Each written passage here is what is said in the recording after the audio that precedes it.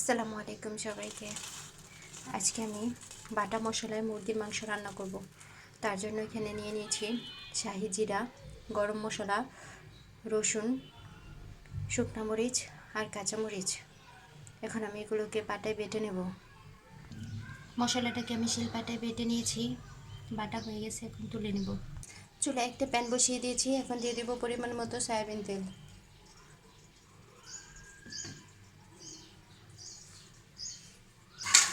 তেলটা গরম হয়ে গেছে, এখন দিয়ে দিয়েছি তেজপাতা আর পেঁয়াজ কুচি। পেঁয়াজটাকে ভালোভাবে ভেজে নেব। পেঁয়াজটা ভাজা হয়ে গেছে, এখন দিয়ে দেব বেটে রাখা মশলাগুলো।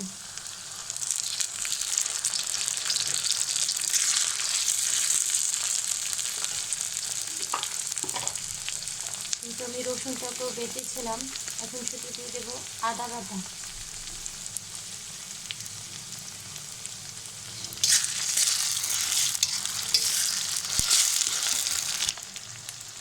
এখন দিয়ে দিব লবণ, জিরা গুঁড়া, ধনিয়া গুঁড়া, মরিচ গুঁড়া, হলুদ গুঁড়া।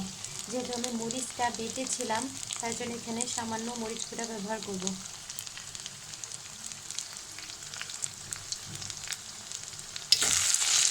এখন অল্প পানি দিয়ে মশলাটাকে ভালোভাবে কষিয়ে নেব।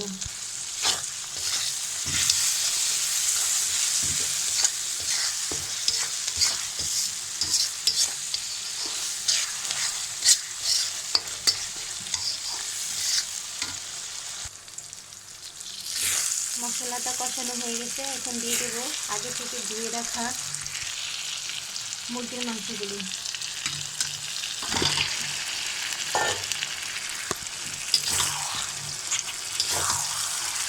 মাংসটাকে আমি মশলার সাথে ভালোভাবে মিশিয়ে নেব।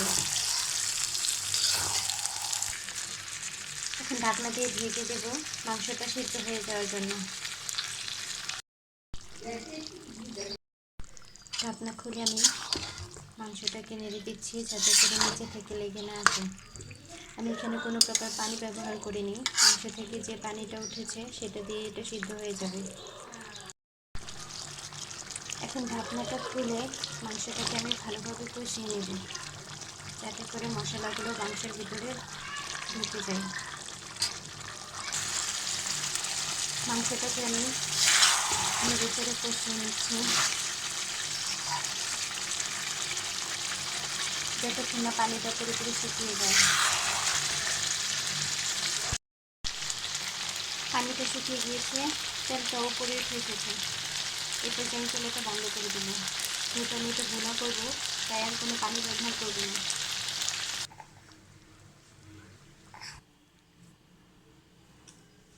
তৈরি হয়ে গেল ঝাল ঝাল মুরগির ভুনা। আপনার বাসায় অবশ্যই ট্রাই করবেন।